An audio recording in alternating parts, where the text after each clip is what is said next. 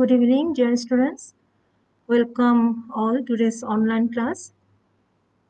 Today, I will discuss with some common photographs of pediatrics, which will help you for the preparation of your OSCE examination. Before starting OSCE exam, for showing the photographs, I will tell some important information. OSCE examination এ ভালো করতে হলে যেটা প্রথম শর্ত সেটা হচ্ছে তোমরা সবাই কাম এন্ড হোয়াইট থাকবা। হ্যাঁ, দেখা যায় কি সবাই না, অনেকেই কি হয় একটু রেসলেস হয়ে যায়, টেন্স হয়ে যায়। টেনশন করার কিছুই নাই। হ্যাঁ, খুব কমন ফটোগ্রাফস থাকে বা কমন স্টেশনস গুলি অনেক তোমরা সবাই পারো। একটু অনেকে হয় কি ওই একটু রেসলেস হয়ে যায়, টেন্স হয়ে যায়, তারপরে দেখা যায় কি যে আনসার করার সময় স্টেশন নাম্বার লিখো না বা অনেকের রেজিস্ট্রেশন নাম্বারটা লিখো না, এটা একটু ভুল হয়ে যায়। এই জিনিসগুলো যাতে না হয়, প্রত্যেকটা সবাই একটু try to be calm and quiet. প্রত্যেকে স্টেশনে এসে যার যার প্রত্যেকটা ইন্ডিভিজুয়াল শিটে যার যার রেজিস্ট্রেশন নাম্বার, স্টেশন নাম্বারটা সবাই লিখবে। আর 2 নম্বর পয়েন্ট হচ্ছে যে স্টেশনটা ধরো ফটোগ্রাফসটা খুব ভালো করে প্রথমে দেখবে। প্রথমেই লেখা শুরু করে দেওয়ার দরকার নাই, প্রথমে ফটোগ্রাফসটা দেখবে। তারপরে তোমাদের সামনে কিছু অনেক সময় সিনারিও থাকে, সিনারিওটা পড়ে তারপরে ফটোগ্রাফসটা দেখার চেষ্টা করবে। তাহলে হয় কি আইডেন্টিফিকেশনটা একটু ইজি হয়। তারপরে হচ্ছে যে অনেক কোশ্চেন্স গুলি দেওয়া থাকে, কোশ্চেন্স গুলো পড়ে তারপরে তোমরা লেখা শুরু করবে। টাইম কিন্তু থাকে, ইউজুয়ালি দেখা যায় এই টাইমের মধ্যে সবাই কমপ্লিট করতে পারে। তো মেডিসিনের যে অস্কি এক্সামিনেশন, সেখানে ইউজুয়ালি 10টা স্টেশন থাকে, তার মধ্যে পেডিয়াট্রিক্স এর তোমার 2টা স্টেশন থাকবে। কেমন? তাহলে এই 2টা স্টেশনের মধ্যে কমন 2 থেকে 3টা, তবে 2টাই এখন রিসেন্ট যে এক্সামিনেশন এখানে 2টা থাকে। তো 2টার মধ্যে কমনলি হচ্ছে ফটোগ্রাফস তোমার থাকবেই। এই জন্য ফটোগ্রাফসটা একটু আলাদা করে ভালো করে প্রিপারেশন নিয়ে যেতে হয়। So let's start first photographs. আমি যেটা বলছিলাম যে প্রথমেই ছবিটা ভালো করে দেখবো, যে আমরা এখানে আমাদের যে ফাইন্ডিংসটা আমরা একটু বের করার চেষ্টা করব। কোশ্চেনে দেখো, কখনো কখনো কোশ্চেনে থাকবে কি যে আইডেন্টিফাই দ্য ফটোগ্রাফস, কখনো থাকবে যে look at the photographs and identify your findings. কখনো যদি ফাইন্ডিংস তোমাকে জানতে চায় তাহলে তোমাকে ফাইন্ডিংস বলতে হবে। অথবা কখনো কখনো সরাসরি কোশ্চেন থাকে যে look at the photographs and what is your diagnosis. যদি একটু কোশ্চেনটা, এই জন্য আমি বারবার বলছি, যদি কোশ্চেনটা ভালো করে পড়া না পড়ো তাহলে হয় কি অনেক সময় আনসারটা একুরেট হয় না। এই জন্য যেটা করতে হবে যে ভালো করে আগে ছবিটা দেখবো, তারপর হচ্ছে আমরা কোশ্চেন গুলো একটু পড়বো। তাহলে যদি এখানে আমাদের দেখো, আমরা একটা ফাইন্ডিংস, তোমরা নিশ্চয়ই, আমি শিওর তোমরা অনেকে বুঝতে পারছো, there is widening of the wrist joint. Widening একটু ভালো করে খেয়াল করার সময় দেখো নর্মাল থেকে একটু ওয়াইডেনিং আছে। হ্যাঁ, তাহলে widening of the wrist joint. আমরা একটু নেক্সট ফটোগ্রাফসে যাই, একটু কনসেন্ট্রেশন দিয়ে ছবিটা দেখবো সবাই, যেখানে কি findings. Look at the photographs and identify the findings.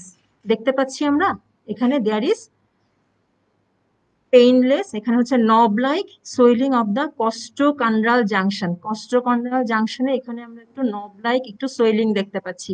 এগুলোকে কি বলে সবাই বলো? রিকেটিক, আমি জানি সবাই পারবে। রিকেটিক রোজারি, rachitic rosary, knob like prominence of the costochondral junction, rachitic রোজারি।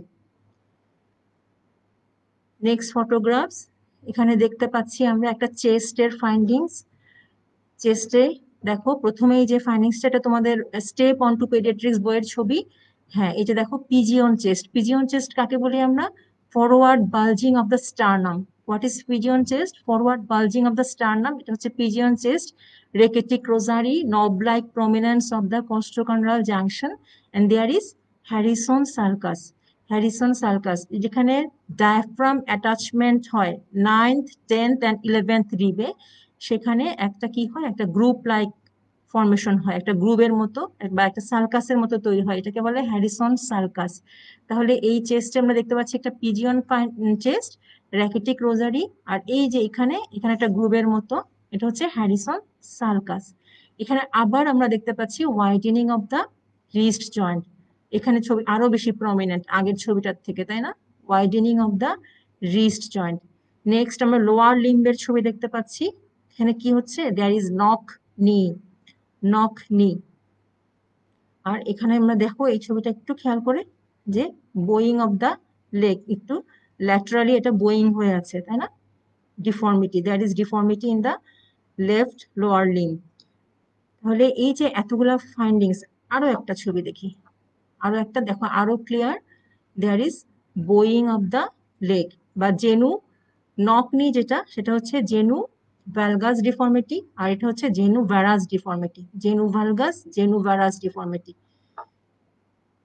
তাহলে আমরা রিকেটস এর অনেকগুলি ছবি দেখতে পাচ্ছি, তাই তো? এখানে কি আছে, এই দেখো এরকম একটা কোশ্চেন আসতে পারে। এই ছবিটা কিন্তু আমাদের কোনো একটা প্রফে এসেছিল, হ্যাঁ, কোন একটা প্রফে ছবি এটা। তো দেয়ার এখানে কি, look at the photographs, identify the findings. আচ্ছা, যদি অনেক সময় হয় কি, যখন কোশ্চেনে দেখবা তুমি কয়টা ফাইন্ডিংস লিখবা সেটা কিন্তু মেনশন করা থাকে। যেমন look at the photographs, write down 3 findings, look at the photographs, write down 2 findings. তাহলে জয়টা যে কতটা ফাইন্ডিংস তোমাকে লিখতে বলবে সে কটা লিখলেই চলবে।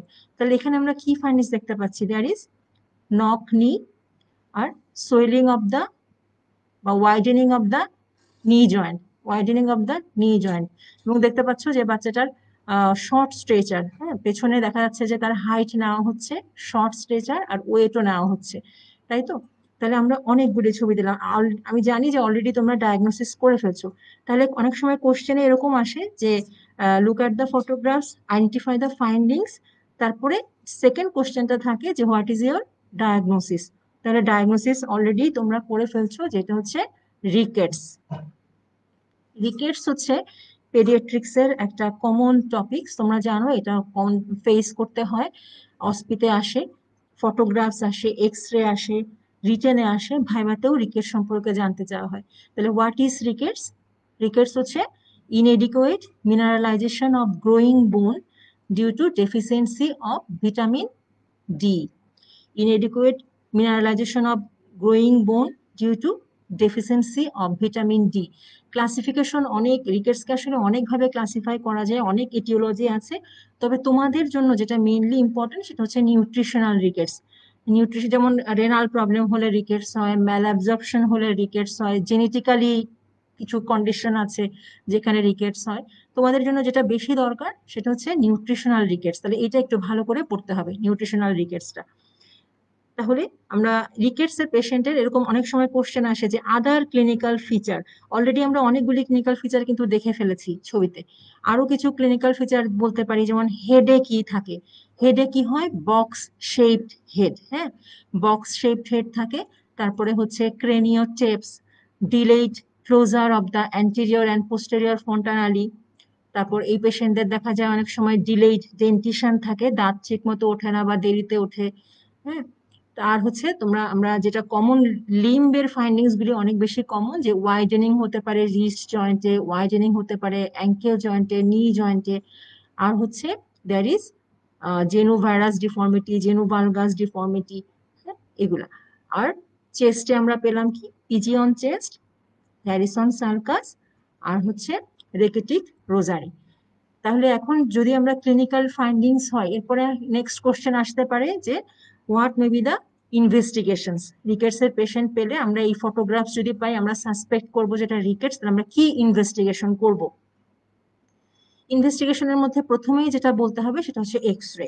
তাহলে এই পেশেন্টের ক্ষেত্রে তার widening of the wrist joint, তাহলে আমরা একটা এক্স রে করবো of what, X ray of wrist joint. তোমরা হয়তো অলরেডি এক্স রে দেখে ফেলেছো, রিস্ট জয়েন্টের এক্স রে। যে ফাইন্ডিংস, খুব কি ফাইন্ডিংস থাকে, খুব কমনলি থাকে এটা, widening, cupping and fraying of lower end of radius and ulna. Wrist জয়েন্টের এক্স রেতে widening, cupping and fraying of lower end of radius and ulna, ঠিক আছে?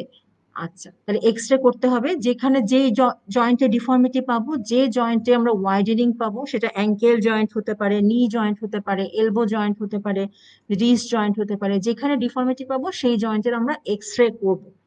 নেক্সট আমরা ব্লাডের কিছু ইনভেস্টিগেশন করব, যেমন সেরাম ক্যালসিয়াম লেভেল। সেরাম ক্যালসিয়াম লেভেল করতে হয় normal or reduced, usually reduced থাকে। ইনঅর্গানিক ফসফরাস রিডিউসড পাওয়া যায়। অ্যালকালাইন ফসফেটেজ, সেরাম অ্যালকালাইন ফসফেটেজ ইনক্রিজড থাকে in case of rickets. Serum parathyroid hormone level, serum parathyroid hormone level usually দেখা যায় ইনক্রিজড। কেন? ওই যে ক্যালসিয়াম কম পাই তো, তখন parathyroid hormone level may be increased. এছাড়া ভিটামিন ডি লেভেল দেখার জন্য 25 সেরাম 25 হাইড্রোক্সি কোলিক্যালসিফেরল, সেরাম 125 ডাইহাইড্রোক্সি কোলিক্যালসিফেরল, এই লেভেলটা টেস্ট করব। ইনভেস্টিগেশনের মধ্যে এগুলো বলতে হবে। এছাড়াও অনেক সময় সেরাম ক্রিয়েটিনিন, কারণ রেনাল ডিজিজ থাকলে তাহলে রিকেটসের ফিচার থাকে, যেমন ক্রনিক কিডনি ডিজিজ যদি থাকে বা রেনাল টিউবুলার অ্যাসিডোসিস থাকলে তখন রিকেটিক ম্যানিফেস্টেশন হয়। এই জন্য সেরাম ক্রিয়েটিনিনটা একটু important in this case. So এখানে আরেকটা কথা বলে রাখি, তোমাকে যদি মেনশন করে দেয় যে তুমি কয়টা ইনভেস্টিগেশন লিখবে, অস্পিতে একটু মনে রাখবে এই জিনিসটা, ইউজুয়ালি মেনশন করে দেওয়া থাকে যে কয়টা ফাইন্ডিংস লিখবে, কয়টা ইনভেস্টিগেশনস লিখবে, মেনশন করে দেওয়া থাকে। সেক্ষেত্রে তোমাদের জন্য ইজি হয়ে যায়, যেহেতু এখানে টাইম একটা ফ্যাক্টর, যে আমি ইচ্ছা মতো ইনভেস্টিগেশন, অনেক বেশি ইনভেস্টিগেশন লিখে যাব তা কিন্তু না। তোমরা এখানে পাশে মার্কিং করা থাকবে, হ্যাঁ, এখানে 1 2 1 2 3 এরকম মার্কিং করা থাকবে, মার্কিং অনুযায়ী কোশ্চেনের আনসারটা করবে। আর যেটা বললাম আমি, যেখানে মেনশন করে দেওয়া হয় যে তুমি কয়টা ইনভেস্টিগেশন লিখবে, সেক্ষেত্রে যতটা বলতে হবে ততটা তুমি ইনভেস্টিগেশন লিখলেই চলবে, এক্সট্রা লেখার কোনো প্রয়োজন নাই, কারণ এখানে টাইম একটা ফ্যাক্টর, এই টাইমের মধ্যে তোমাকে শেষ করতে হবে। আচ্ছা, তারপরে কোশ্চেন আসতে পারে যে how will you treat this condition, তাই তো? আচ্ছা, কোশ্চেন কিন্তু ফিক্সড না, কোশ্চেন চেঞ্জ হয়। হ্যাঁ, যে আমি ইনভেস্টিগেশনে দিব, ট্রিটমেন্টে দিব, এরকম ফিক্সড থাকে না, এটা ভ্যারিয়েশন থাকে, চেঞ্জ থাকে। ইউজুয়ালি তোমাদেরকে জাস্ট এক্সাম্পল দিচ্ছি যে এরকম এরকম কোশ্চেন আসতে পারে। আচ্ছা, তাহলে ট্রিটমেন্ট অপশন কি, যে যেটা ডেফিসিয়েন্সি সেটা আমি সাপ্লিমেন্ট করব। তাহলে ডেফিসিয়েন্সি কিসের? ভিটামিন ডি ডেফিসিয়েন্সি, তাহলে ভিটামিন ডি আমাকে সাপ্লিমেন্ট করতে হবে। তাহলে কি সাপ্লিমেন্ট করি আমরা, যেটা আমরা ভিটামিন ডি3, ভিটামিন ডি3টা আমরা সাপ্লিমেন্ট করি। ভিটামিন ডি3টা কি? কোলিক্যালসিফেরল, কোলিক্যালসিফেরল। এখানে বিভিন্নভাবে ট্রিটমেন্ট করা যায়। অস্পিতে যেহেতু সময় কম, সব ট্রিটমেন্ট লিখে ফেলবো দরকার নেই, যেটা একটা লিখলেই হয়। কমনলি যেটা আমরা দেই সেটা হচ্ছে স্টস থেরাপি, তাহলে স্টস থেরাপি লিখলেই হবে। স্টস থেরাপি, STOSS, স্টস থেরাপি। স্টস থেরাপিতে কি সাপ্লিমেন্ট করব? ভিটামিন ডি3 সাপ্লিমেন্ট করব বা কোলিক্যালসিফেরল সাপ্লিমেন্ট করব। ডোজটা একটু লিখতে হবে, 3 to 6 lakh international unit, 3 to 6 lakh international unit. এটা রুট কি, ওরালিও দেওয়া যায়, আবার আইএমও দেওয়া যায়, oral or IM. Supplementation of vitamin D three at a dose of 3 to 6 lakh international unit is over 1 day। এটা তুমি 2 ডোজে অথবা 4 ডোজে ডিভাইড করে আমরা একদিন দিব। হ্যাঁ, একবার শুধু, হ্যাঁ, একদিনে দিব, যে আমি প্রতিদিন দেওয়ার দরকার নেই। আমরা এখানে এটার টার্গেটটা কি, যে আমরা অনেক বেশি ডোজ ভিটামিন ডি দিচ্ছি, একদিনে দিচ্ছি, কেমন? আচ্ছা, আর হচ্ছে আরো কিছু ট্রিটমেন্টের সাথে সাথে ভিটামিন ডি সাপ্লিমেন্টেশনের সাথে সাথে কি করতে হয়, একটু ক্যালসিয়াম সাপ্লিমেন্টেশন। ক্যালসিয়াম সাপ্লিমেন্টেশন আর ক্যালসিয়াম রিচ ডায়েট অ্যাডভাইস করা হয়, মিল্ক অ্যান্ড মিল্ক প্রোডাক্ট এগুলা, আর একটু এক্সপোজার টু সানলাইট। আমরা জানি যে সানলাইট থেকে আমরা ভিটামিন ডি পাই। তাহলে এগুলো হচ্ছে মেইনলি রিকেটস এর ট্রিটমেন্ট। তা আমি আবারও বলছি, অস্পিতের সময় কম থাকে, ডিটেলস লেখার যায় না, এই জন্য খুব যেটা তোমার টু দা পয়েন্ট, অস্পিতে ভালো করার মেইন টার্গেট হচ্ছে টু দা পয়েন্ট, এক্সট্রা কথা লেখার দরকার নাই, টু দা পয়েন্ট আনসার করতে হবে। যেটা কোশ্চেনে যেটা চেয়েছে ঠিক ততটুকুই, এর বেশি লেখার আমাদের দরকার নেই, টু দা পয়েন্ট আনসার করব, যেহেতু আমাদের টাইম লিমিটেশন আছে। একবার একটা কোশ্চেন রিকেটস এর এরকম ছিল, এই জন্য আমি তোমাদেরকে একটু বলি যে কোশ্চেনটা এরকম ছিল যে if other siblings of this boy are also affected with the same disease, then what will be the type of the disease? That means তোমরা বুঝতে পারছো কোশ্চেনে যেটা একটা জেনেটিক্যাল ডিজিজ। তাহলে সেটা হচ্ছে আনসারটা কি হবে, এটা হচ্ছে ফ্যামিলিয়াল হাইপোফসফেটেমিক রিকেটস। এই যে একটা ছবি দেখালাম, এই যে এটা, এটা হচ্ছে এই যে ফ্যামিলিয়াল হাইপোফসফেটেমিক রিকেটস। এই রিকেটসে কি হয়, there is bowing of the leg. Familial hypo, যদি দেখা যায় যে একই ফ্যামিলিতে সিবলিংসরা এফেক্টেড, তখন বুঝতে হবে যেটা জেনেটিক্যাল। মোস্ট কমনলি তখন কি হতে পারে, এটা ফ্যামিলিয়াল হাইপোফসফেটেমিক রিকেটস। তাহলে আমরা রিকেট সম্পর্কে অনেকগুলি ছবি দেখলাম রিকেটস এর, আর রিকেট সম্পর্কে মোটামুটি জানলাম। তো রিকেটসটা খুবই ইম্পর্টেন্ট, এই জন্য এটা একটু ভালো করে প্রিপারেশন নিতে হবে রিকেট সম্পর্কে। তাহলে আমরা নেক্সট ফটোগ্রাফসে চলে যাই। Look at the photographs and identify the findings. অনেক সময় এইভাবে আসতে পারে যে আইডেন্টিফাই দ্য ফাইন্ডিংস, যদি ফাইন্ডিংস প্রথমে বলা থাকে তাহলে ফাইন্ডিংস লিখবে, আর যদি বলে ফাইন্ডিংস না হোয়াট ইজ ইউর ডায়াগনোসিস, তখন ফাইন্ডিংস লেখার দরকার নাই, টাইম নষ্ট করার দরকার নাই, তখন সরাসরি ডায়াগনোসিস লিখতে হবে। তাহলে এখানে ফাইন্ডিংস কি আছে ছবিটাতে একটু নিজেরা বোঝার চেষ্টা করো, যে এই ছবিটাতে নিশ্চয়ই তোমরা অলরেডি ডায়াগনোসিস বুঝে ফেলেছো, কারণ খুবই কমন একটা ফটোগ্রাফ, যেটা ওয়ার্ডেও নিশ্চয়ই তোমরা অনেকবার দেখেছো। এখানে কি ফাইন্ডিংস আমরা দেখতে পাচ্ছি? খুব ক্যাকেকশিক একটা বেবি, তাই তো, ক্যাকেকশিক একটা ইরিটেবল চাইল্ড, খুব ইরিটেবল। এখানে একটা ইনজি টিউব দেওয়া আছে, তার মনে হচ্ছে তার অ্যাবডোমেনটা একটু ডিস্টেন্ডেড, কিন্তু কোনো লেগ ইডিমা নাই। এবং তার এখানে দেখো স্কিন অ্যান্ড বোন অ্যাপিয়ারেন্স, যেটাকে বলে স্কিন গুলি লুজ, লুজ স্কিন, তার মানে কি তার সাবকিউটেনাস ফ্যাটটা এখানে অ্যাট্রফি হয়ে গেছে, স্কিন গুলি লুজ, এবং এখানে বোনস গুলি খুবই বেশি প্রমিনেন্ট, আর একটা ইরিটেবল চাইল্ড। আর এখানে আমরা হেয়ার গুলি দেখতে পাচ্ছি, একটু বোঝা যাচ্ছে হেয়ার গুলি একটু ব্রাউনিশ আর স্পার্স, তাই না? চুলের ঘনত্ব কিন্তু অনেক ডেন্সিটি কমে গেছে, তাহলে স্পার্স হেয়ার, আর হচ্ছে কালারটা একটু ব্রাউনিশ। একটা এনজি টিউব দেওয়া আছে, ইরিটেবল চাইল্ড, বোন স্কিন, অ্যান্ড এই স্কিনটা এখানে লুজ, আর এখানে বোনস গুলো অনেক প্রমিনেন্ট, অ্যাবডোমেনটা একটু ডিস্টেন্ডেড। এই ছবিতে ফাইন্ডিংস কি? এখানে খুব ভালো বোঝা যাচ্ছে যে there is bilateral leg oedema আছে, বাইল্যাটারাল লেগ ইডিমা। আরেকটা ফাইন্ডিংস খুব ক্লিয়ারলি বোঝা যাচ্ছে, সেটা হচ্ছে স্কিন চেঞ্জ, ডার্মাটোসিস, খুব ক্লিয়ারলি বোঝা যাচ্ছে ডার্মাটোসিস আছে। আর এখানে একটা এনজি টিউব দেওয়া আছে, এনজি টিউবটা কেন? তার ফ্লুইড ফিডিং এর জন্য দেওয়া হয়েছে, ফিডিং রিপ্লেসমেন্টের জন্য, কারণ এই বাচ্চাগুলা কি মুখে খেতে পারে না, হ্যাঁ, তাদের ফিডিং এর জন্য একটা এনজি টিউব এখানে দেওয়া। আর দেখতে পাচ্ছ যে ইরিটেবল একটা চাইল্ড, ইরিটেবল চাইল্ড। তাহলে এখানেও আমরা কয়েকটা ফাইন্ডিংস, ঠিক একই কথা আমি রিপিট করলাম, ফাইন্ডিংস যদি বলতে বলে মেনশন করে দিবে যে 2 ফাইন্ডিংস, 3 ফাইন্ডিংস, যে কয়টা ফাইন্ডিংস লিখতে বলবে সে কয়টা ফাইন্ডিংস লিখলেই চলবে।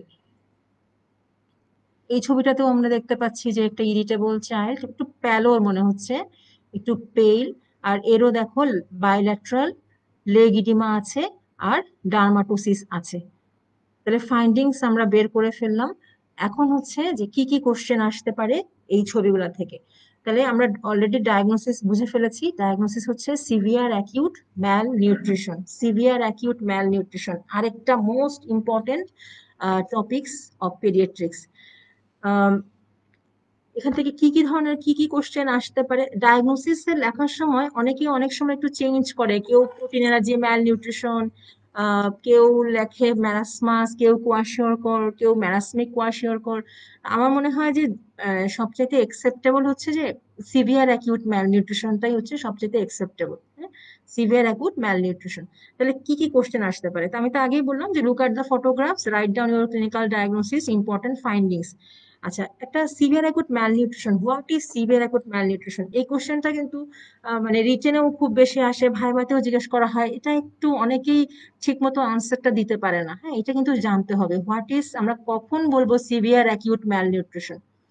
when weight for height Z score less than -3 standard deviation, mid upper arm circumference less than 115 millimeter, and when there is bilateral leg edema যদি থাকে, তাহলে এটা হচ্ছে সিভিয়ার অ্যাকিউট ম্যালনিউট্রিশন। তাহলে এই তিনটার মধ্যে যে কোনো একটা থাকলে আমরা, যে কোনো দুটা থাকলে আমরা বলি severe acute malnutrition. Bilateral leg oedema থাকলে আমরা বলবো, weight for height Z score less than -3 হলে বলবো, মিড আপার আর্ম সার্কামফারেন্স 115 মিলিমিটারের নিচে হলে বলবো সিভিয়ার অ্যাকিউট ম্যালনিউট্রিশন। তারপর হচ্ছে কি প্রবলেম হতে হবে, রাইট, ধরো এরপরে নেক্সট কোশ্চেন আসতে পারে, ধরো write down 4 common complications that may happen in this condition. তাহলে সিভিয়ার অ্যাকুট ম্যালনিউট্রিশনের কমপ্লিকেশনস আমরা জানি এগুলো, হ্যাঁ, এটা আমরা অনেকবার ওয়ার্ডে পড়ানো হয়, লেকচার ক্লাসে পড়ানো হয়। So there is hypothermia, hypoglycaemia, dehydration, fluid and electrolyte imbalance, infection, shock, heart failure, অনেক গুলো কমপ্লিকেশনস, কমন কমপ্লিকেশন। সেই একই কথা, যদি 4টা কমপ্লিকেশন লিখতে বলে তাহলে 4টা লিখবে, 3টা বললে 3টা লিখবে। এখানে দেখো যে কমপ্লিকেশন জানি বলে লিখে ফেললাম অনেকগুলো, তা না, যে কয়টা কমপ্লিকেশন জানতে চাওয়া হবে সে কয়টা কমপ্লিকেশন লিখবে। আচ্ছা, তারপরে এখানে যেটা পিএম এর আরেকটা মোস্ট ইম্পর্টেন্ট হচ্ছে 10 স্টেপস ম্যানেজমেন্ট, এটা খুব ভালো করে সবাই পড়তে হবে। 10 স্টেপস ম্যানেজমেন্ট সবাই জানো নিশ্চয়ই, treatment and prevention of hypothermia, treatment and prevention of hypoglycemia, treatment and prevention of dehydration, correction of fluid and electrolyte imbalance, correction of micronutrient deficiency, treatment of infection, তারপর start cautious feeding, achieve catch-up growth, sensory and emotional stimulation, prepare for discharge and follow up। এই 10টা step, দুইটা ফেজে হয়, একটা হচ্ছে stabilisation phase আর একটা হচ্ছে রিহেবিলিটেশন ফেজ। তাহলে প্রথম 7 দিন হচ্ছে স্টেবিলাইজেশন ফেজ। এই প্রথম 7 দিনের যে 10টা স্টেপ, 10 স্টেপস, খুব ভালো করে এই 10 স্টেপস পড়তে হবে। 10 স্টেপস অসপিতে তোমার ডিটেলস থাকবে না, যে ডিসক্রাইব করো 10 স্টেপস, তা থাকবে না, এটা তোমরা বুঝতে পারছো। তবে রিটেনে বা ভাইবার জন্য ডিটেলসে জানতে হবে। অসপিতে অনেক সময় এইভাবে আসতে পারে যে right down the 10 steps management, এভাবেও আসতে পারে, অথবা একটু যদি অন্যভাবেও আসতে পারে, যেমন ধরো name the what is the saline, what is the oral saline that is used to correction of dehydration in case of severe acute malnutrition। তাহলে সিভিয়ার অ্যাকুট ম্যালনিউট্রিশন যদি ডিহাইড্রেশন নিয়ে আসে, তাহলে আমরা হুইচ ফ্লুইড দিয়ে এই ডিহাইড্রেশনটা কারেকশন করব, সেটা কি? রিজোমাল। এটা খুব কমনলি জিজ্ঞেস করা হয়, এটা ভালো করে পারতে হবে। Resomal, rehydration solution for malnutrition, rehydration solution for malnutrition, যেটা হচ্ছে low sodium and high potassium containing saline. Resomal দিয়ে কারেকশন করা হয় 5 ml per KG body weight করে 30 মিনিটস ইন্টারভেলে প্রথম 2 আওয়ার্স পর্যন্ত। ঠিক আছে, তাহলে ডিহাইড্রেশন আমরা কারেকশন করব। এরপরে হচ্ছে alternate with F75 diet up to 4 to 10 hours পর্যন্ত ডিহাইড্রেশন কারেক্ট, তোমরা জানো এগুলো, আমরা হচ্ছে আবার একটু রিপিট করছি আর কি। তাহলে এরপরে আর কি কোশ্চেন হতে পারে? How will you treat hypoglycaemia in case of severe acute malnutrition? যদি একটা সিভিয়ার অ্যাকিউট ম্যালনিউট্রিশনের বেবি আসে, তাহলে তার আরবিএসটা আমরা চেক করি। যদি হাইপোগ্লাইসেমিয়া হয়, তখন কি ফ্লুইড দিয়ে কারেকশন করব? এটা হচ্ছে 10% ডেক্সট্রোজ্যাকোয়া। 10% ডেক্সট্রোজ্যাকোয়া দিয়ে কারেকশন করতে হবে। কি ডোজে দেওয়া হয়? 50 ml, 50 ml 10% ডেক্সট্রোজ্যাকোয়া। এটা কিভাবে দেওয়া হয়? ওরালিও দেওয়া যেতে পারে, আবার এনজি টিউব দিয়েও দেওয়া যায়। ওরালি অথবা এনজি টিউব দিয়ে 50 ml 10% গ্লুকোজ, অথবা যদি আমি আইভি দিতে চাই, সেটা হচ্ছে 5 ml per KG body weight করে 10% ডেক্সট্রোজ্যাকোয়া। 10% ডেক্সট্রোজ্যাকোয়া দিব 5 ml per KG body weight করে। How will you what feeding we should start at during the time of start cautious feeding? তাহলে কি ফিডিং, কি ডায়েট বলি এটাকে আমরা? F75 diet. F75 diet, what is F75 diet? F75 diet হচ্ছে 100 ml মিল্কে থাকে calorie কতটুকু থাকবে? 75, এই জন্য বলা হয় F75। ফিডিং যেটা দেওয়া হয়, সেই ফিডিং এর মধ্যে ক্যালোরি হচ্ছে 75 কিলো ক্যালোরি, আর প্রোটিন হচ্ছে 0.9 গ্রাম প্রোটিন, 0.9 গ্রাম প্রোটিন, আর ক্যালোরি হচ্ছে 75। এটা আমরা ক্যালকুলেট করে বের করি, তারপর বেবিকে এনজি টিউব দিয়ে এটাকে দেওয়া হয়। আর এরপরে F75 রিপ্লেস করে কি দিয়ে? F100 diet. F100 ডায়েটের মধ্যে ক্যালোরি কতটুকু থাকে? 100 কিলো ক্যালোরি। 100 ml এর মধ্যে ক্যালোরি থাকবে 100 কিলো ক্যালোরি, আর প্রোটিন থাকবে 2.9 গ্রাম প্রোটিন। তাহলে F75 ডায়েট কি, F100 ডায়েট কি? আমরা শুরু করি হচ্ছে F75 ডায়েট দিয়ে, পরে F75 ডায়েটটা রিপ্লেস হয় বাই F100 ডায়েট। আচ্ছা, আরো কিছু কোশ্চেন, যেমন ধরো আরেকবার কোন একটা প্রফেট ছিল যে mention 3 relevant histories you want to take from the attendant of this boy. কি হিস্ট্রি আমরা ইউজুয়ালি প্রোটিন এনার্জি ম্যালনিউট্রিশনের বেবিরা আসতে নিব? অবশ্যই জানি যে 1 নাম্বার হিস্ট্রি হচ্ছে ফিডিং হিস্ট্রি, যে তার এক্সক্লুসিভ ব্রেস্ট ফিডিং ছিল কিনা, তাকে উইনিংটা শুরু হলো কিনা, তার ক্যালোরি ডেফিসিট আছে কিনা, উইনিংটা কখন শুরু হলো এবং কি খাবার দিয়ে শুরু হলো, তার quality and quantity of the winning food, এগুলো আমরা হিস্ট্রিটার মধ্যে, ফিডিং হিস্ট্রিটা হচ্ছে মোস্ট ইম্পর্টেন্ট। নাম্বার 2 হচ্ছে তার কোনো ইনফেকশনের হিস্ট্রি আছে কিনা, যেমন ধরো রিসেন্টলি তার কোনো ডায়রিয়া, বা রিসেন্টলি তার মিজলস, বা কোনো ক্রনিক কোনো ডিজিজ, যেমন ধরো টিউবারকুলোসিস, এরকম রিসেন্ট কোনো ইনফেকশনের হিস্ট্রি আছে কিনা জানতে হবে। তারপরে হচ্ছে তার ইমিউনাইজেশন হিস্ট্রিটাও ইম্পর্টেন্ট। তাহলে হিস্ট্রি, এরকম একটা কোশ্চেন একবার আসছিল যে একটা সিভিয়ার অ্যাকুট ম্যালনিউট্রিশন যদি হয়, তাহলে আমরা কি কি হিস্ট্রি নিব। তাই আসলে পিএম অনেক বড় চ্যাপ্টার, এটা তো আর আমি খুব সংক্ষেপে কয়েকটা ইম্পর্টেন্ট পয়েন্টস বললাম। অলরেডি তোমরা এটা ভালো করে এই চ্যাপ্টারটা তোমরা প্রিপারেশন নিবে, কারণ এটা তোমাদের অসপি শুধু না, রিটেন সবখানে এটা ফেস করতে হবে। তাহলে আমরা ফাইন্ডিংস গুলি দেখলাম, এখানে আবার দেখছি যে এখানে একটু ছবিগুলি ভালো করে আমরা দেখবো এবং মনে রাখার চেষ্টা করব। যেখানে দেখো খুব ক্লিয়ারলি বোঝা যাচ্ছে যে বাইল্যাটারাল লেগ ইডিমা এবং ডার্মাটোসিস, স্কিন চেঞ্জ যেটা। হ্যাঁ, আমরা নেক্সট ফটোগ্রাফসে চলে যাই। একটা ফেস আমরা দেখতে পাচ্ছি, তাহলে আমরা ছবিটা একটু এখানে ফাইন্ডিংসটা কি আছে। অনেক সময় এখানে এই একটা যেটা বললাম যে অনেক সময় সিনারিও দেওয়া থাকে, যদি সিনারিও দেওয়া থাকে তখন ফাইন্ডিংসটা এলিসিট করতে সুবিধা হয় আর ডায়াগনোসিস বের করতে আরেকটু সুবিধা হয়। এখানে আমরা দেখতে পাচ্ছি যে দেয়ার ইজ পেরি অরবিটাল একটা, মানে একটা পাফি ফেস, তাই তো? পাফি ফেস, চোখের চারপাশে পেরি অরবিটাল সোয়েলিং আছে। Puffy face, periorbital swelling. তাহলে এই ছবির সাথে যদি ধরো একটা সিনারিও দিয়ে দিল যে এ 6 years old girl presented with generalized edema and scanty micturition, তাহলে কিন্তু আমাদের ডায়াগনোসিসটা অনেকটা ইজি হয়ে যায়, তাই তো? তাহলে যদি এরকম একটা ছবি থাকে আর একটা সিনারিও থাকে যে একটা 6 years old girl presented with generalized edema and scanty micturition, what is your diagnosis? তাহলে আমাদের ডায়াগনোসিসটা অনেক ইজি হয়ে গেল, তাই তো? যে আমরা স্ক্যান্টি মিক্সচারেশন পাচ্ছি, জেনারেলাইজড ইডিমা পাচ্ছি, সেই সঙ্গে পাফি ফেস পাচ্ছি আর পেরিঅরবিটাল সোয়েলিং পাচ্ছি, তাহলে ডায়াগনোসিসটা অনেক ইজি। আমি শিওর তোমরা এটা পারবে। Nephrotic syndrome. আরেকটা ছবি দেখি, এখানেও আমরা দেখতে পাচ্ছি যে there is periorbital swelling, puffy face.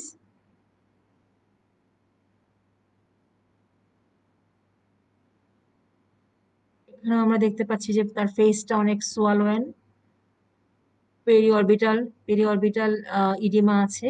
আর পাশাপাশি আমরা দেখতে পাচ্ছি যে দেয়ার ইজ অ্যাসাইটিস, তার মানে জেনারেলাইজড ইডিমা নিয়ে প্রেজেন্ট করেছে এবং সঙ্গে সিনারিওতে বলছে যে there is scanty micturition. So diagnosis is nephrotic syndrome. তাহলে একটা another common topics of nephrotic, sorry, common topics of paediatrics, another common topics. Nephrotic syndrome তোমরা জানো যে এখানে কমন কোশ্চেন কমনলি আসে, যেমন একটা ইম্পর্টেন্ট কোশ্চেন হচ্ছে cardinal feature of nephrotic syndrome. Cardinal feature of nephrotic syndrome কি? There is massive proteinuria. হ্যাঁ, there is massive proteinuria more than 1 mg per square metre of body surface area per day. এটা আমরা অনেক সময় জিজ্ঞেস করি কিন্তু, যে ম্যাসিভ প্রোটিনোরিয়া বলতে আমরা কি বুঝি, তখন বলতে হবে মোর than 1 mg per square meter of body surface area per day. তাহলে there is massive proteinuria, hypoalbuminemia, hypercholesterolemia বা hyperlipidemia and edema. এই these are the cardinal feature of nephrotic syndrome. বাচ্চাদের which variety more common in case of pediatrics or histological variety? Minimal change nephrotic syndrome, minimal change disease, যেটা বাচ্চাদের খুব commonly হয়। Four important, what are the investigations you should do to reach your diagnosis? তাহলে প্রথমেই যে ইনভেস্টিগেশনটা আমরা লিখবো সেটা হচ্ছে urine routine examination. Urine routine এক্সামিনেশনে আমরা কি পাবো? দেয়ার ইজ প্রোটিনোরিয়া পাবো।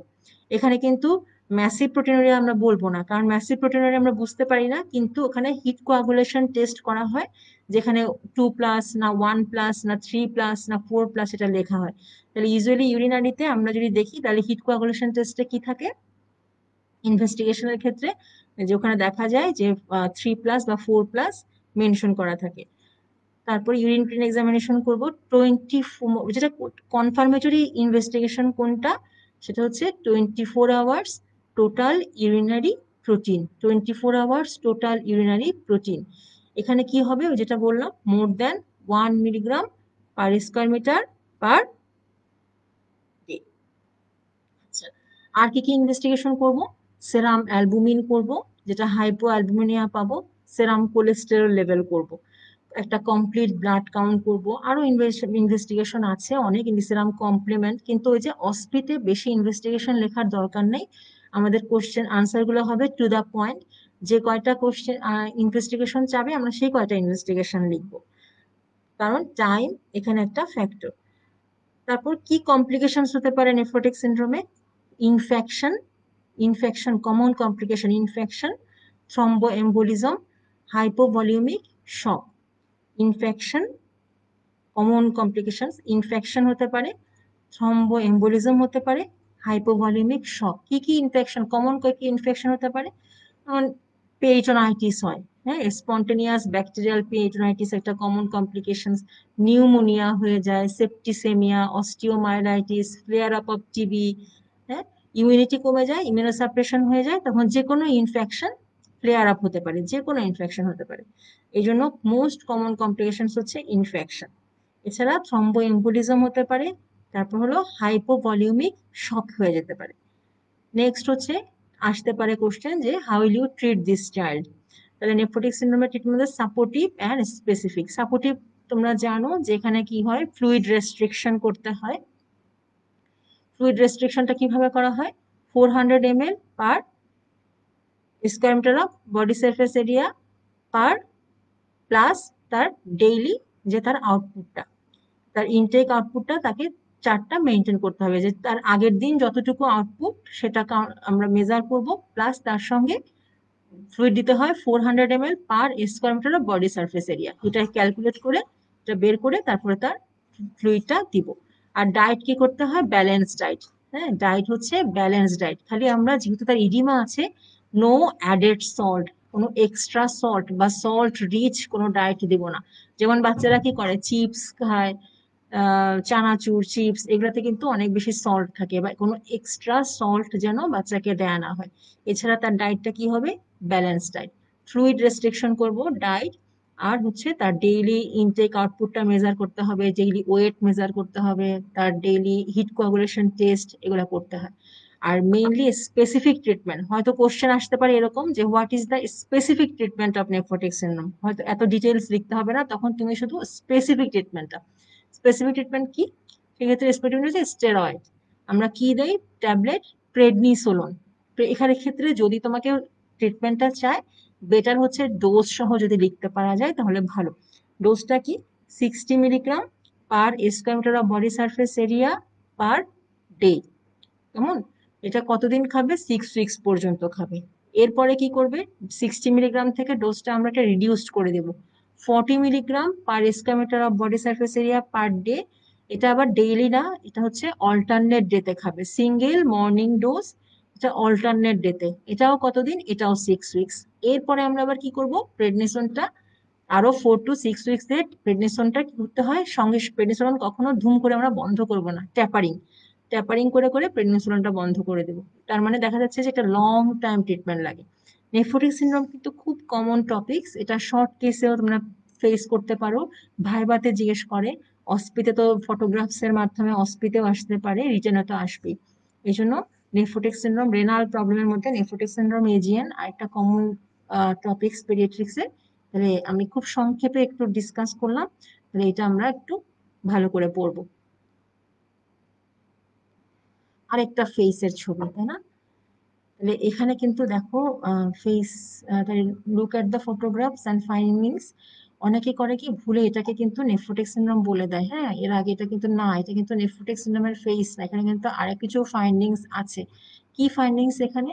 এই যে depressed nasal bridge, depressed nasal bridge, তারপর protruded tongue, protruded tongue, depressed nasal bridge, আর একটু ফেসটা মনে হচ্ছে না একটু রাউন্ড ফেস বা মুন ফেস, যেটা রাউন্ড ফেস, আর এখানে একটু লো সেট ইয়ার। আমরা যদি এইভাবে একটা সরাসরি একটা পারপেন্ডিকুলার একটা লাইন যদি আমরা ড্র করি, হরিজন্টাল একটা লাইন যদি আমরা ড্র করি, তাহলে কি হয়, এই লো সেট ইয়ার, এই কানটা কি হচ্ছে 1/3 হচ্ছে এই লাইন ড্র করলে তার উপরে থাকার কথা, কিন্তু এখানে দেখো লো সেট ইয়ার।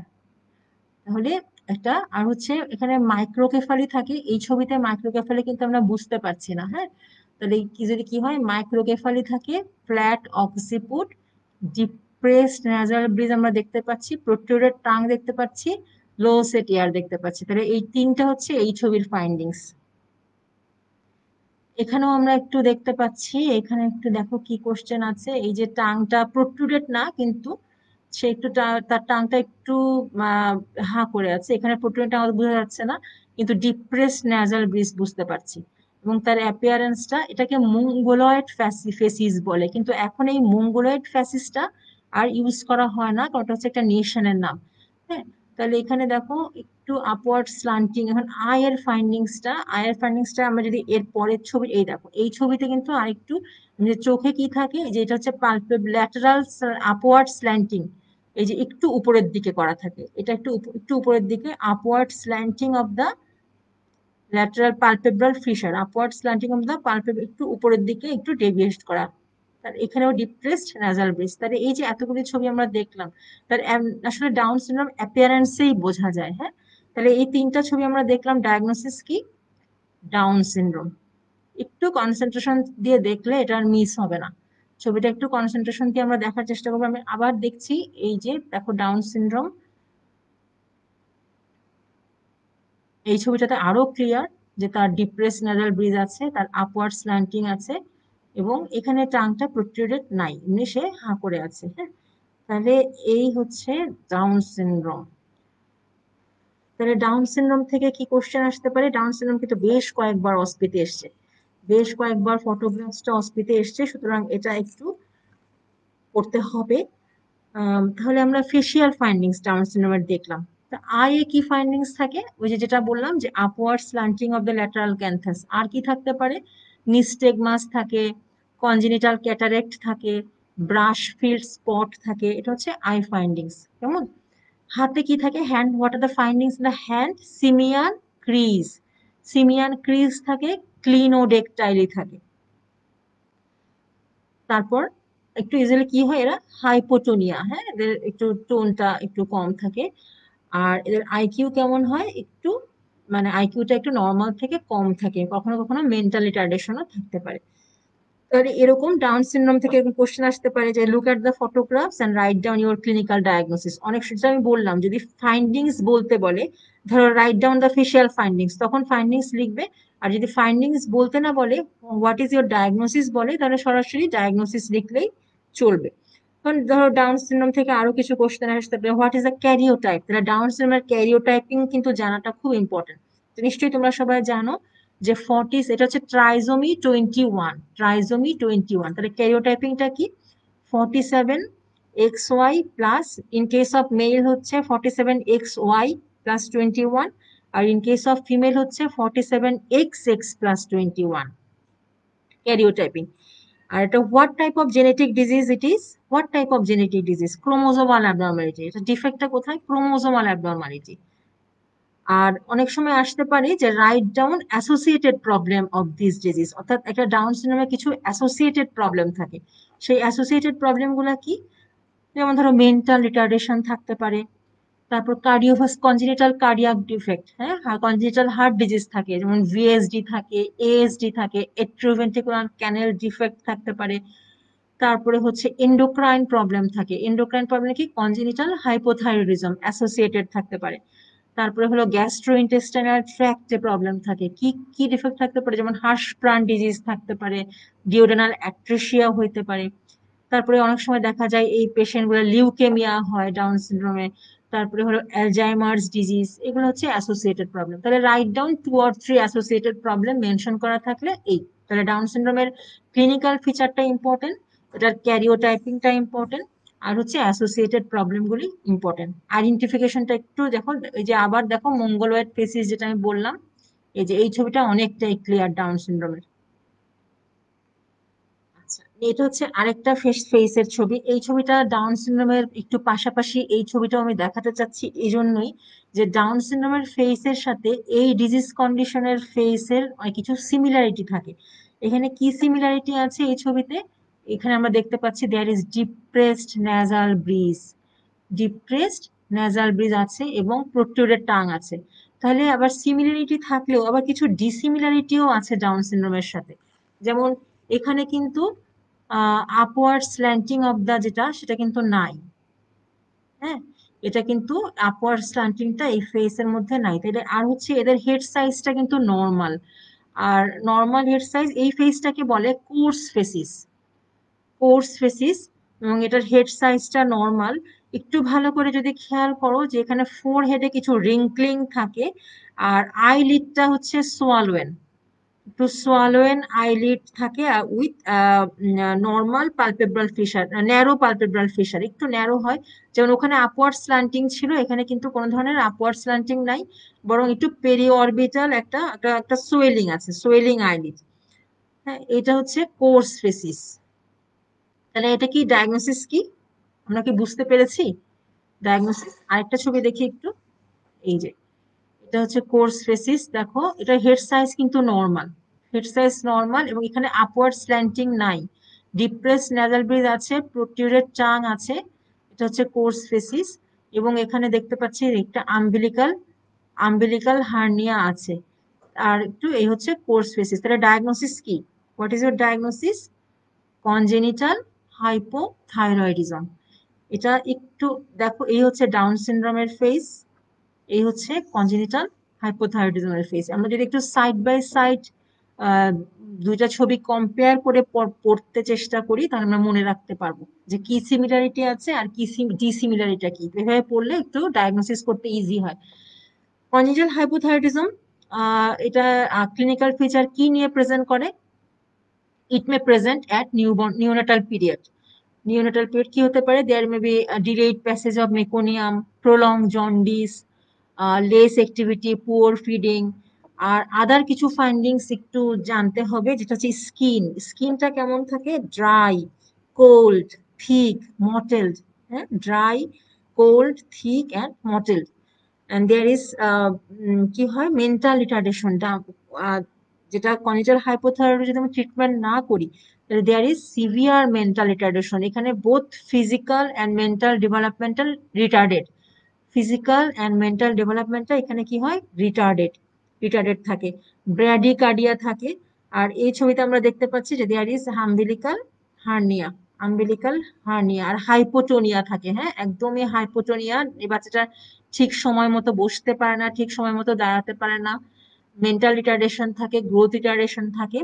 এবং তার এই কোর্স ফেসিস, ব্র্যাডিকার্ডিয়া, স্কিনটা থাকে hypo, cold, motel, thick, rough, ভয়েসটা থাকে হাস্কি ভয়েস। এই সবগুলো ফাইন্ডিংস থেকে আমরা ডায়াগনোসিস করি যে এটা কনজেনিটাল হাইপোথাইরয়েডিজম। কি ইনভেস্টিগেশন করব কনজেনিটাল হাইপোথাইরয়েডিজমের ক্ষেত্রে? ফ্রি থাইরক্সিন T4, FT4 করতে হবে, আর সেরাম TSH hormone level, thyroid stimulating hormone level দেখতে হবে। কি পাবো? Usually free thyroxine hormone usually reduced and thyroid stimulating hormone increased, TSH বেশি পাওয়া যায় আর FT4 reduced। কেমন? আর কি ট্রিটমেন্ট করব? যেটা কম সেটা আমাকে সাপ্লিমেন্ট করতে হবে, এবং সাপ্লিমেন্ট আমরা যত আর্লি শুরু করব তত পেশেন্টের ডেভেলপমেন্টটা বেটার হবে। কি সাপ্লিমেন্ট করব? থাইরক্সিন দিয়ে ট্রিটমেন্ট করব at a dose of, in case of neonatal period, 10 to 15 microgram per KG body wait. এবং কতদিন ট্রিটমেন্ট করব? লাইফ লং আমি থাইরক্সিন স্টিমুলেট করব। আমাদের আগের ছবিটাতে যদি আমরা আসি, এই বেবিটা এই 2 উইকস ট্রিটমেন্ট পাওয়ার পরে তার কিন্তু অনেক ইমপ্রুভমেন্ট। হ্যাঁ, profile before 2 weeks and after treatment with thyroxine. তাহলে আমরা কনিটাল হাইপোথাইরয়েডিজম ডায়াগনোসিস করব কিভাবে? একটা ইনভেস্টিগেশনে এনাফ, সেটা হচ্ছে T4, FT4 এবং TSH লেভেল। কি দিয়ে ট্রিটমেন্ট করব? থাইরক্সিন সাপ্লিমেন্ট করব। কতদিন সাপ্লিমেন্ট করব? Life long.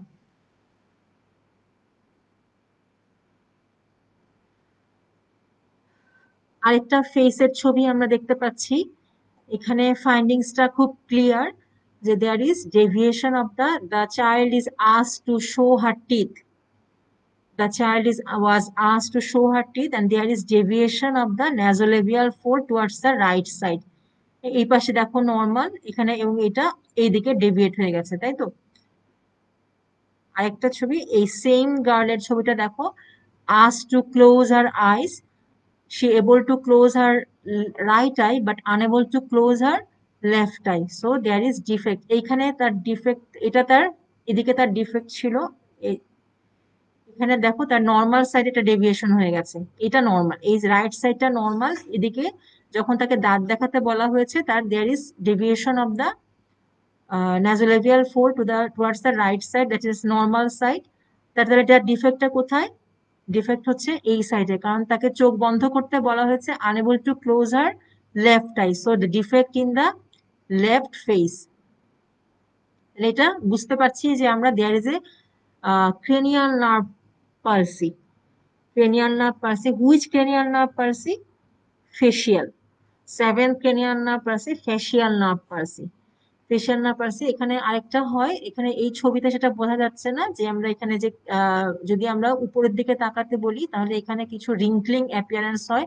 যদি ডিফেক্ট থাকে তাহলে সেই রিঙ্কলিং গুলা এখানে আসে না। এই ছবিতে এটা ক্লিয়ার না। তোমরা যদি বইয়ে দেখতে পারো তাহলে বইয়ে দেখবা যে অনেক সময় এই রিঙ্কলিং এরও একটা ছবি থাকে, যে যদি চোখ কুচকাতে বলা হয় কপালে, তাহলে এই পাশে রিঙ্কলিং থাকবে, এই পাশে রিঙ্কলিং থাকবে না। হ্যাঁ, তাহলে this are the facial nerve palsy. Facial nerve palsy may be of two types, upper motor neuron type and lower motor neuron type. In case of upper motor neuron type of lesion, the upper part of the face is spared, then the defect is only the lower part and lesion is in the opposite side. But in case of facial lower cranial nerve palsy, both one side of the face, whole one part of the face will be affected. That means in the forehead, there will be findings in the forehead, findings in the eye, and also in the lower part of the face. Whole part of the face, half part of the face will be involved. And if it is lower motor neuron type of palsy, then it's called Bell's palsy. Bell's palsy বলে এটাকে। তো bells পালসিটা কি কারণে হয়? Usually idiopathic, কোনো specific কারণ নাই। আর হচ্ছে অনেক সময় কোনো একটা ভাইরাল ইনফেকশন হলে বেলস পালসি হয়। কোনো treatment, no treatment is required, only physiotherapy. এটা স্পন্টেনিয়াসলি ফিউ উইকস এর মধ্যে এটা আস্তে আস্তে ভালো হয়ে যায়। তাহলে আমরা এখানে একটু ফেশিয়াল নার্ভ পালসি দেখলাম। আমাদের আরেকটু সময় আছে, আমরা আরেকটা ছবি দেখে ফেলি। এটা মনে হয় সবচেয়ে সহজ, তাই না? সবচেয়ে এতক্ষণ যে ছবিগুলো দেখলাম, যে identify the photographs and what is your findings, এখানে আমরা দেখতে পাচ্ছি there is yellow colorization of the sclera. Yellow colorization of the sclera, so findings is jaundice. Jaundice খুব কমন, চাইল্ড ওয়ার্ডে তোমরা কমনলি দেখেছো, হেপাটাইটিস প্রায় আমরা পাই। তাহলে কজেস অফ জন্ডিস জানতে হবে। What are the common causes of jaundice? Prehepatic জন্ডিসের common prehepatic, hepatic and post hepatic, তাই তো? আমরা সবসময় এইভাবেই জন্ডিসকে ক্লাসিফাই করি, বা এটিওলজি, জন্ডিসের এটিওলজি হচ্ছে প্রিহেপাটিক, হেপাটিক, আর একটা হচ্ছে পোস্ট হেপাটিক। প্রিহেপাটিকের মধ্যে কমন যেটা বাচ্চাদের, সেটা হচ্ছে হেমোলাইটিক এনিমিয়া, তার মধ্যে থ্যালাসেমিয়া। হেমোলাইটিক এনিমিয়ার মধ্যে একটা হচ্ছে থ্যালাসেমিয়া, আর একটা হচ্ছে autoimmune haemolytic anaemia, prehepatic cause. তার মধ্যে থ্যালাসেমিয়াটা হচ্ছে মোর কমন। এরপরে হলো হেপাটিক কজ। হেপাটিক কজের মধ্যে আমরা জানি সবচাইতে কমন হচ্ছে হেপাটাইটিস, ভাইরাল হেপাটাইটিস, এটা খুব কমন, অ্যাকিউট ভাইরাল হেপাটাইটিস। এছাড়া আরো কিছু যেমন ক্রনিক হতে পারে, ক্রনিক লিভার ডিজিজ হতে পারে, অটো ইমিউন হেপাটাইটিস হতে পারে, তারপরে হলো ড্রাগ ইনডিউসড হেপাটাইটিস হতে পারে। হ্যাঁ, তাহলে অ্যাকিউট ভাইরাল হেপাটাইটিস হতে পারে, chronic liver disease, autoimmune hepatitis, এছাড়া ড্রাগ ইনডিউসড হেপাটাইটিস। তার মধ্যে সবচাইতে কমনলি আমরা যেটা পাই সেটা হচ্ছে ভাইরাস। ভাইরাস হেপাটাইটিস হচ্ছে কমন। তাহলে কি কি virus? Hepatitis A, B, C, D, E, তাই না? তাহলে কোন ভাইরাসটা অ্যাকিউট করে আর কোন ভাইরাসটা ক্রনিক করে, এগুলো অনেক সময় কোশ্চেন আসে। তাহলে ক্রনিক করে কোন ভাইরাস? বি, সি আর ডি, এটা হচ্ছে ক্রনিক। আবার বি ভাইরাস কিন্তু অ্যাকিউটও করতে পারে, অ্যাকিউটও করতে পারে, আবার ক্রনিকও করতে পারে। তাহলে ভাইরাল হেপাটাইটিস। আর পোস্ট হেপাটিক কিছু কজ একটু জানলে ভালো, যেমন যদি স্টোন হয়, stone in the common bile duct.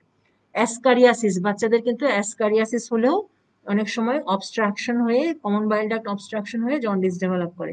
এছাড়া biliary atresia, idiopathic neonatal hepatitis একটা আছে, ইডিওপ্যাথিক নিওনেটাল হেপাটাইটিস। তাহলে এরকম জন্ডিসের কজ আমরা অবশ্যই ইম্পর্টেন্ট। এটা, এই ছবিটা আমরা অস্পির জন্য ইম্পর্টেন্ট। আবার হচ্ছে ধরো শর্ট কেসে অনেক সময় একটা জন্ডিসের কেস দিয়ে দিল, তখন তোমাকে জন্ডিসের কজ জানতে চাওয়া হবে। এই জন্য জন্ডিসের কজ বা হেপাটাইটিসের কজটা আমরা একটু ভালো করে পড়বো। এরপরে ধরো কোশ্চেন আসতে পারে এখান থেকে যে আমরা এখানে কি কি ইনভেস্টিগেশন করব। কি কি ইনভেস্টিগেশন করব বললে, তাহলে সবার প্রথমে যেটা আমাদের বলতে হবে সেটা হচ্ছে liver function test. Liver function test, liver function টেস্টের মধ্যে কি কি আমরা ইউজুয়ালি করি? একটা হচ্ছে সেরাম বিলিরুবিন লেভেল। অবশ্যই এই পেশেন্টের সেরাম বিলিরুবিন লেভেল দেখতে হবে। সেরাম অ্যালানিন অ্যামাইনো ট্রান্সফার এএলটি, সেরাম এএলটি, এএলটিটা দেখতে হবে। এছাড়া সেরাম প্রথমবিন টাইম, অ্যালকালাইন ফসফেটেজ, সেরাম অ্যালবুমিন গ্লোবিউলিন রেশিও, এগুলো আমরা কমন ইনভেস্টিগেশন, যেগুলো লিভার ফাংশন টেস্ট যদি জন্ডিস নিয়ে প্রেজেন্ট করে তাহলে আমরা এগুলো করব। এছাড়া কজ ডিটেকশনের জন্য, যেটাকে ভাইরাস ইনডিউসড কিনা, ভাইরাস দিয়ে কিনা, তাহলে আমরা কিছু ভাইরাল মার্কার করি। হ্যাঁ, তাহলে ভাইরাল মার্কারে মোস্ট কমন কোনটা? A virus. তাহলে এ ভাইরাসের জন্য আমরা মোস্ট কমনলি কোনটা করি? Anti H A V, anti serum anti H A V antibody দেখা হয় এ ভাইরাসের, সেটা রেইজড কিনা। যদি এ ভাইরাস হয় তাহলে দেখবো। তারপর বি ভাইরাসের জন্য কোনটা কমনলি করা হয়? HBS AG, surface antigen. হ্যাঁ, hepatitis B virus surface antigen. E virus কিনা বোঝার জন্য anti H EV, C virus কিনা বোঝার জন্য এনটিএইচসিভি। এগুলো হচ্ছে ভাইরাল মার্কার, যে কোন ভাইরাস দিয়ে তার জন্ডিস হলো বা হেপাটাইটিস হলো সেটা বোঝার জন্য আমরা এই ভাইরাল মার্কার গুলো করবো। যারা একটা আল্ট্রাসোনোগ্রাম করতে পারলে খুব ভালো, একটা আল্ট্রাসোনোগ্রাম অফ দ্য অ্যাবডোমেন আমরা করব। যে কোনো ইনভেস্টিগেশন, যে কোনো একটা পেশেন্টের ইনভেস্টিগেশন সবসময় হচ্ছে অ্যাকর্ডিং টু তার history and physical findings. History এবং ফিজিক্যাল ফাইন্ডিংস দেখে যেটা আমরা সাসপেক্ট করব সেই অনুযায়ী কিন্তু আমরা ইনভেস্টিগেশন গুলা করবো। এটা সবসময় মাথায় রাখতে হবে। আমরা কি হেপাটাইটিস প্রিভেন্ট করতে পারি? আমরা কিন্তু ভ্যাকসিন আছে, কোনো প্রিভেনশন আছে? তাহলে এ ভাইরাসের এগেনস্টে কিন্তু ভ্যাকসিন আছে। হ্যাঁ, এ ভাইরাসের ভ্যাকসিন আছে, বি ভাইরাসেরও কিন্তু প্রিভেন্ট করা যায়, বি ভাইরাসের ভ্যাকসিন, এটা আমরা জানি তাই না? এ ভাইরাসের ভ্যাকসিন আর হচ্ছে বি ভাইরাসের ভ্যাকসিন। আর যদি আমরা সাসপেক্ট করি, যে হিস্ট্রি নিয়ে যদি এক্সামিনেশন করে যদি আমরা সাসপেক্ট করি যে থ্যালাসেমিয়া আর কিনা, তাহলে সেক্ষেত্রে আমরা complete blood count, peripheral blood count করবো, আর হিমোগ্লোবিন ইলেকট্রোফোরেসিস করবো। ঠিক আছে, তাহলে জন্ডিসের কজ খুব ইম্পর্টেন্ট, জন্ডিসটা আমরা বললাম। আচ্ছা, কি আমাদের সময় আছে? আমরা কি নেক্সট ফটোগ্রাফে যাব? আমাদের আরো বেশ কয়েকটা ফটোগ্রাফস বাকি আছে। আমরা তাহলে আরেকটা ক্লাস আমাদের লাগবে, ওই নেক্সট ক্লাসে আমরা আরো কিছু ফটোগ্রাফস দেখবো। তাহলে আমরা লাস্ট ফটোগ্রাফসটা আমরা আজকে এটা দিয়ে শেষ করি, যে এখানে আমরা কি ফাইন্ডিংস দেখতে পাচ্ছি। তাহলে এখানে কিন্তু ফাইন্ডিংসটা জানতে চাইবে। হ্যাঁ, এই যে ছবিটা আমরা যদি দেখি, তাহলে এখানে অ্যাবডোমেনটা কি দেখতে পাচ্ছি? ডিস্টেন্ডেড, তাই না? Huge distended abdomen. আর ফ্ল্যাঙ্কস ফুল দেখতে পাচ্ছি। আম্বিলিকাসটা everted and anterior veins, veins গুলো অনেক বেশি। অ্যান্টেরিয়র অ্যাবডোমিনাল ওয়ালে যে ভেইনস, প্রমিনেন্ট ভেইনস। তাহলে ফাইন্ডিংস এটা কি? এটা তাহলে অ্যাসাইটিস, তাই তো? অ্যাসাইটিস। তাহলে অ্যাসাইটিস হচ্ছে আরেকটা টপিকস কমন টপিক্স। এটা যে অস্পিতে ছবি প্লাস শর্ট কেসের জন্য খুব ইম্পর্টেন্ট। অ্যাসাইটিস থাকলে কিন্তু আমরা শর্ট কেস এটা দিয়ে দেবো। হ্যাঁ, তাহলে অ্যাসাইটিস জানতে হবে ভালো করে। তাহলে অ্যাসাইটিসের মধ্যে আমরা কি জানবো? কয়েকটা কমন কজ অফ অ্যাসাইটিস, কয়েকটা কজ, অ্যাসাইটিসের কয়েকটা কমন কজ জানতে হবে তোমাদের। আমি আবারও বলছি যে অস্পিটের সময় কম থাকে, ফটোগ্রাফসের সময় কম থাকবে, এই জন্য অনেক কজ আমরা জানলেও আমরা সব কজ লিখবো না, আমরা ইম্পর্টেন্ট 3-4টা কম তোমাদের মেনশন করে দিতে পারে যে কয়টা কজ লিখবো, সেই অনুযায়ী আমরা লিখবো। তাহলে আমরা চেষ্টা করব যে আমরা যে কজগুলি লিখবো সেগুলো যাতে কমন হয়। হ্যাঁ, আননোন কজগুলি আমরা যাতে কম দিই। তাহলে কমন কজের মধ্যে একটা নাম্বার 1 যদি আমরা বলি, chronic liver disease with portal hypertension. Chronic liver disease with portal hypertension. Next কি হতে পারে বাচ্চাদের? Nephrotic syndrome. নেফ্রোটিক সিনড্রোমে আমরা অ্যাসাইটিস পেতে পারি। তারপর হচ্ছে লিম্ফোমা, একটা ম্যালিগনেন্সি, লিম্ফোমা, লিম্ফোমাতে অ্যাসাইটিস হয়। তারপরে হলো তোমার infection, common chronic infection, abdominal tuberculosis. Abdominal tuberculosis হলেও অ্যাসাইটিস নিয়ে প্রেজেন্ট করে, অ্যাবডোমিনাল টিউবারকুলোসিস। তারপরে আরেকটা হচ্ছে right heart failure, right heart failure হলেও অ্যাসাইটিস নিয়ে প্রেজেন্ট করে। এগুলো হচ্ছে কমন কয়েকটা কজ অ্যাসাইটিসের। তাহলে মোস্ট কমন কজ হচ্ছে chronic liver disease with portal hypertension, chronic liver disease, portal hypertension. তাহলে অ্যাসাইটিসের কজ খুব ইম্পর্টেন্ট, খুব ইম্পর্টেন্ট, এটা ভালো করে পড়তে হবে। আচ্ছা, clinically what will be the physical findings of this patient? এই পেশেন্টকে যদি আমরা ফিজিক্যাল এক্সামিনেশন করি, আমরা এটা কিন্তু খুব ইম্পর্টেন্ট। ইনস্পেকশনে বলতে হবে যে ইনস্পেকশনে আমরা কি বলি? হিউজলি ডিস্টেন্ডেড অ্যাবডোমেন, ফ্ল্যাঙ্কস আর full, umbilicus everted and prominent veins. Inspection. পালপেশনে কি পাবো আমরা এই পেশেন্টের? পালপেশন, পালপেশনে থাকবে there is fluid thrill and percussion. In percussion there is shifting dullness. Palpation, fluid thrill and percussion there is shifting dullness. এটা আমরা হচ্ছে ক্লিনিক্যালি যদি এই বাচ্চাকে এক্সামিনেশন করি তাহলে এই ফাইন্ডিংসটা পাবো। কজ বললাম, এখন হচ্ছে যে আমরা কি কি ইনভেস্টিগেশন করব। হ্যাঁ, ইনভেস্টিগেশন অ্যাসাইটিস এর ক্ষেত্রে খুবই যেটা বলতে হবে যে যে কোনো ইনভেস্টিগেশন ধরো related to the physical findings and history, বা তোমাদের হয়তো পেশেন্ট এরকমও কোশ্চেন আসতে পারে যে what investigations will you want to do if the case is suspected chronic liver disease with portal hypertension. যদি সিএলডি পোর্টাল হাইপারটেনশন থাকে তাহলে আমরা কি ইনভেস্টিগেশন করব।